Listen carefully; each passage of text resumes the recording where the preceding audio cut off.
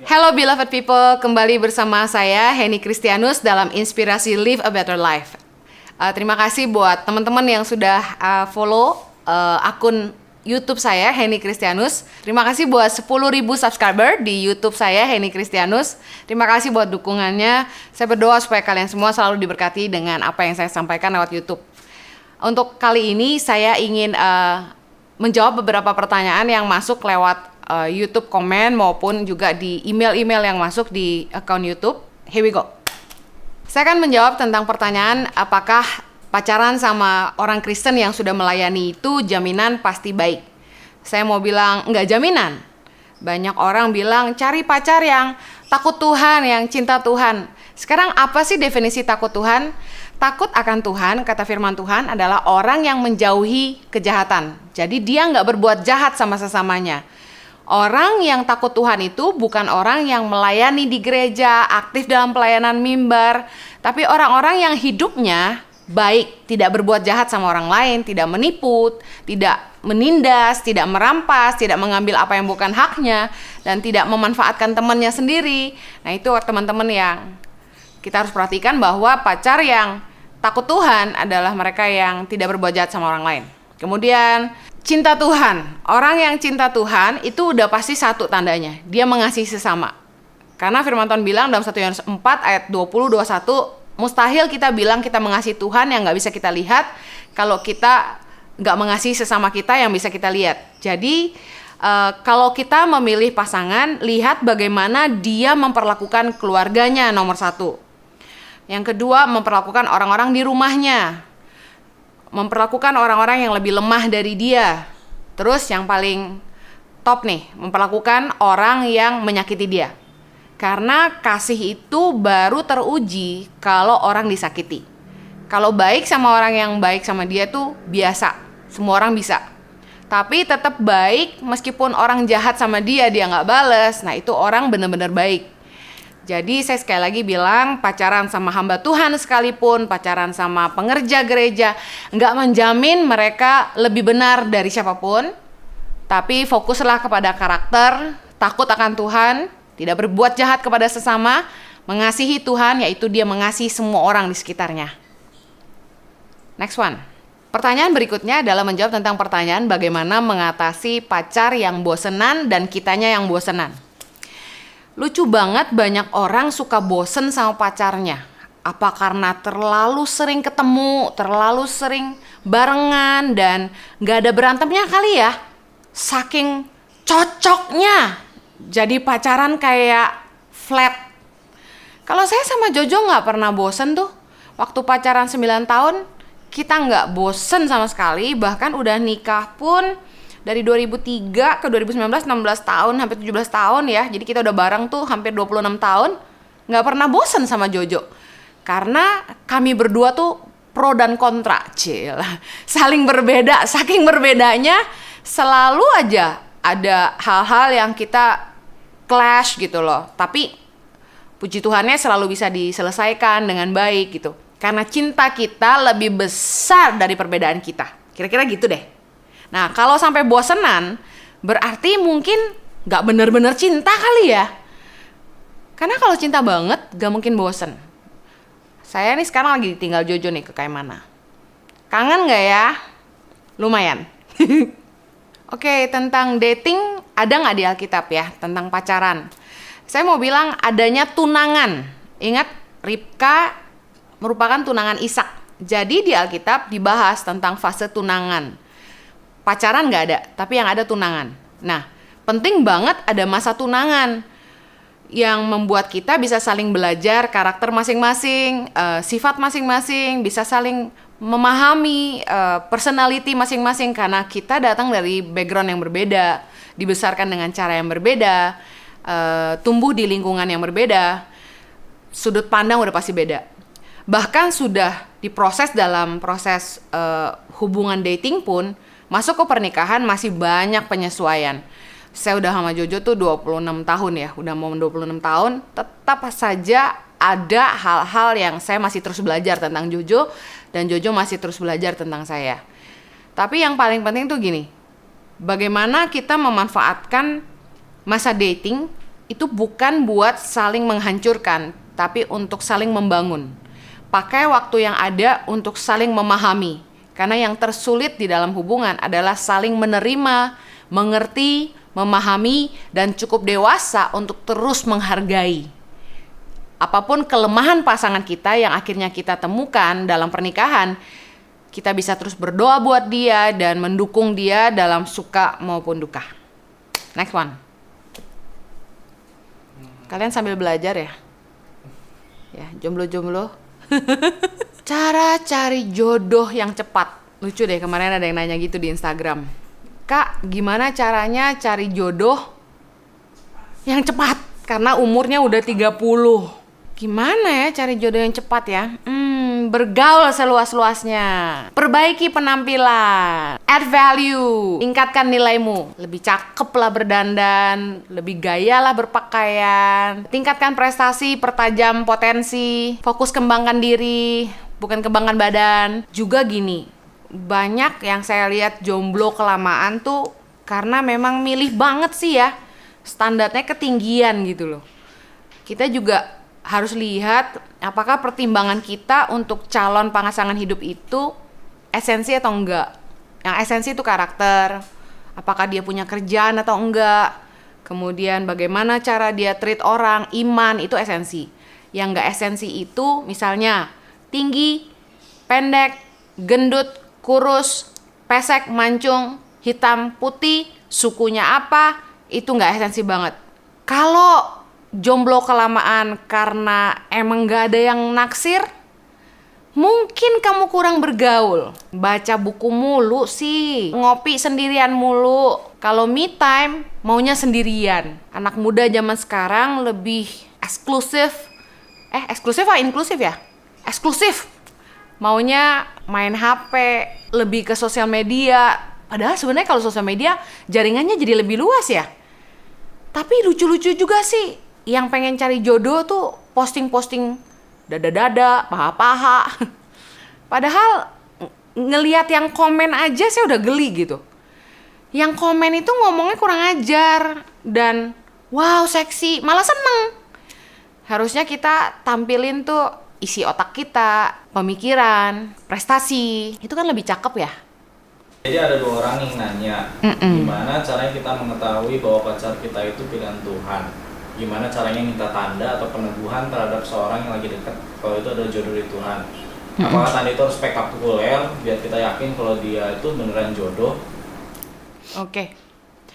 Saya dapat Jojo tuh jodoh dari Tuhan. Dari mana saya tahu? Satu hari waktu SMA, saya sama Jojo udah deket tuh. Nah saya doa gitu, Tuhan, Jojo nih jodoh dari Tuhan bukan? Terus Tuhan jawab, iya.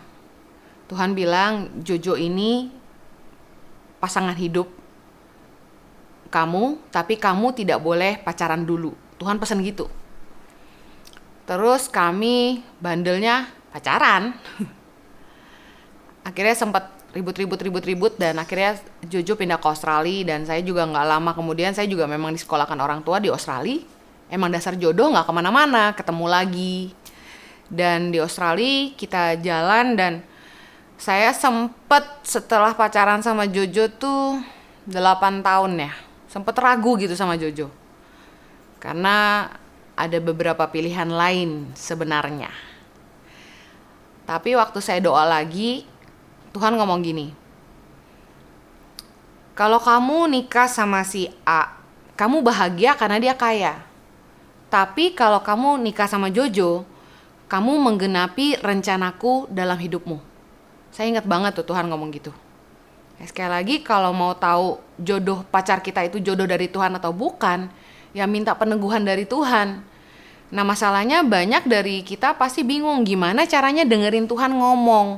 Nah saya mau bilang bahwa Tuhan bisa ngomong, masalahnya kita nggak intim sama Tuhan. Kalau kita intim sama Tuhan, kita tuh bisa dengar Tuhan. Nah kembali lagi bangun hubungan sama Tuhan. Tuhan bisa ngomong kok. Kita aja yang diciptakan menurut gambar dan rupa Allah bawel begini, apalagi Tuhan bisa ngomong. Oke, katakanlah kalian gak bisa dengar. Jodoh dari Tuhan udah pasti gini, seiman. Kedua, orang tua setuju. Ketiga, kalian saling melengkapi. Melengkapi bukan bicara kalian sama, justru kalian berbeda. Tapi disitulah kekuranganmu ditutupi sampai kelebihan dia. Dan kalau itu jodoh dari Tuhan, kalian setia dan benar-benar saling cinta gitu, saling mengasihi. Duh, saya tuh sama Jojo kalau diinget-inget waktu pacarannya berantem terus, tau nggak?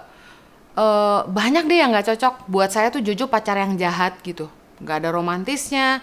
Dia main sama teman-temannya, cuekin saya gitu.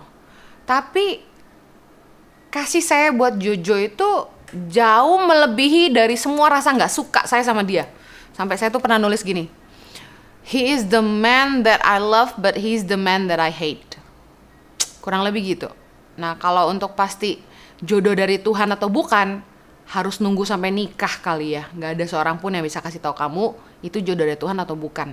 Yang pasti harus seiman, restu orang tua, saling melengkapi dan saling membangun hidup kalian satu sama lain, bukannya saling menghancurkan. Next one. Gimana kalau kita punya pacar yang dari keluarga broken home atau kitanya juga dari keluarga broken home?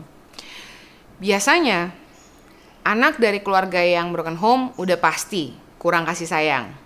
Dan biasanya bandel, manja, posesif, cengeng, depres, macem-macem deh. Tapi saya mau bilang gini, anak yang dari keluarga broken home bukanlah merupakan alasan untuk kamu menghancurkan masa mudamu. Hidup kita ini pilihan kita, tindakan kita yang menentukan masa depan kita gitu loh. Apa yang kita bangun hari ini menentukan masa depan kita. Jangan karena alasan keluarga kita bercerai, kita dari keluarga broken home, terus kita merusak diri kita sendiri. Kita bertanggung jawab atas perbuatan kita sendiri. Jangan salahin siapa-siapa. Jangan punya victim mindset yang selalu nyalahin orang tua, tinggalin saya, orang tua saya nggak perhatian sama saya, orang tua saya kurang waktu. Saya mau bilang gini, masa depanmu ada di tangan Tuhan dan di keputusanmu sendiri. Jangan salahin orang tuamu, jangan salahin siapapun. Jangan cengeng. Kamu yang memutuskan hidup kamu mau kemana. Kalau kamu punya pacar dan kamu tidak sembuh, kamu akan merusak anak orang lain. Nah, sebagai orang Kristen, kalau kamu pacaran sama anak yang dari keluarga broken home, dengar, jangan sampai kamu yang dirusak sama dia, tapi kamu harus bisa mempengaruhi dia untuk bisa jadi sembuh, jadi baik, dengan mengasihi dia dan menjaga kekudusan. Ajar dia untuk hidup dalam kebenaran dan bawa dia untuk lebih dekat sama Tuhan. Saya bersyukur waktu saya ketemu Jojo justru yang membawa saya ke gereja, ikut youth, dan Jojo banyak doain saya dan dia beda sama yang pacar-pacar saya sebelumnya ya, karena Jojo tuh dia takut Tuhan, dia rohani, dia tuh ngajakin saya dari satu gereja ke gereja yang lain, ikut ibadah satu ke ibadah yang lain. Kita tuh pacarannya banyak kan di KKR, ya ampun. Tapi akhirnya saya yang lebih ngerusak Jojo, ngajak dia nonton gitu ya. Enggak sih, itu nggak ngerusak ya, itu namanya menolong anak Tuhan supaya nggak kampungan. Jadi Jojo tuh kayak ibarat orang Kristen tuh ngawang-ngawang gitu loh, terbang-terbang gitu ya. Tapi kerjanya doa melulu, baca firman, pelajaran matematika, dia ngeluarin Alkitab di kolong meja. Nah, saya tuh Tuhan hadirkan dalam hidup Jojo untuk balancing dia, untuk menginjak bumi, kurang lebih gitu. Gimana caranya mengkonfirmasi bahwa seseorang itu layak untuk kita doakan dan mempertahankan sebagai pasangan hidup? Oke. Saya yakin gini, sebuah hubungan yang dari Tuhan itu pasti sudah diawali dengan kamu jatuh cinta sama dia dan dia jatuh cinta sama kamu. Lucu banget, saya ketemu sama anak muda yang bilang sama saya, dia yakin pria itu pasangan hidupnya. Tapi masalahnya, pria itu nggak naksir sama dia. Tapi dia ngotot, dia yakin dari Tuhan. Tahu nggak, sebelum saya pacaran sama Jojo, ada 2 pria yang juga mengakui mereka telah berdoa dan yakin bahwa saya jodoh dari Tuhan. Itu lebay, makanya saya paling males sama anak muda yang suka bawa-bawa nama Tuhan, padahal nggak bener gitu. Nah, bagaimana kita yakin bahwa orang itu layak didoakan? Ya pasti diawali dengan kalian akrab, berteman baik, udah saling mengenal, karakter masing-masing udah tahu. Kalian udah berteman sekian lama, lalu timbul rasa suka. Nah, begitu timbul rasa suka, ajaklah masing-masing, yuk kita doa yuk, apakah kita jodoh dari Tuhan atau enggak, gitu. Kalau sesimpel itu, kalau nggak sama-sama suka, apa yang mau didoain? Kalau orang nggak suka sama kita, kita doain dia, artinya kita sedang memperalat Tuhan untuk guna-gunain dia cinta sama kita gitu kan. Betul. Nah, terus layak atau enggak orang itu jadi pasangan, juga dilihat gini, kamu harus buka mata lebar-lebar. Kita nikah itu bukan cuma makan cinta. Karakter itu yang utama. Saya mau bilang lagi karakter. Aduh, minta ampun, nikah sama orang yang sifatnya jelek banget, bisa sengsara. Saya mau bilang gini, kalau menikah untuk sengsara, mendingan jomblo aja. Serius deh. Terus yang kedua, kamu nikah itu tujuannya apa? Kalau misalnya laki-laki tidak bekerja, jangan diajak nikah. Jangan pacaran sama pria yang pengangguran. Zaman sekarang banyak banget cowok yang cari cewek yang udah kerja, punya penghasilan, bahkan lebih kaya. Dianya malah hidup ngandelin pacarnya. Saya mau bilang malu-maluin banget kalau sampai cowok itu nggak punya kerja. Karena seorang pria akan jadi bapak. Bapak itu dalam bahasa aslinya, aba itu artinya sumber. Kalau nggak jadi sumber, malah jadi benalu dalam hubungan rumah tangga, itu sangat malu-maluin banget. Saya paling sebel sama dua tipe laki-laki. Yang satu, berani mukul perempuan. Yang kedua, pengangguran. Mentalnya ngutang, payah. Karakter penting, seiman penting, punya kerjaan, punya ladang. Waktu kita pacaran sama orang, misalnya kerjaannya gajinya lebih rendah dari kamu. Saya mau bilang gini, jangan mandang rendah. Fokus ke lihat niat dia dalam bekerja. Dia rajin nggak? Dia punya mimpi besar nggak? Kemudian dia jujur nggak? Dia tekun nggak? Mau bayar harga nggak? Dia takut Tuhan nggak? Karena kalau dia punya nilai-nilai yang baik dan dia takut sama Tuhan, mengandalkan Tuhan, punya iman, saya percaya dari dompet tipis bisa jadi dompet tebal. Doamu akan menolong dia. Dulu Jojo boro-boro punya tabungan. Waktu mau nikah sama saya malah punya utang. Saya batalin pernikahan kami satu kali, dia harus lunasi hutangnya dulu. Dan akhirnya hari ini, wow, Jojo menghidupi keluarga. Jangan sampai menikah dengan laki-laki yang kamu nggak bisa kagumi. Kenapa? Karena dalam pernikahan kalau perempuan nggak bisa respect sama pasangannya, rumah tangga itu nggak akan bahagia gitu. Apalagi kalau perempuan lebih dominan daripada suaminya hanya karena berasa dia lebih kaya, dia lebih punya uang. Makanya power harus tetap di laki-laki. Makanya laki-laki harus punya uang. Nggak boleh ngandelin yang perempuan. Itu tadi, soal karakter, soal iman, soal ladang. Dan yang paling penting ya itu, sama-sama saling suka. Aneh banget kalau kita ngedoain orang yang dia aja nggak suka sama kita. Mungkin belum ya. Tapi paling nggak harus sama-sama suka baru diajak doa. Kurang lebih begitu.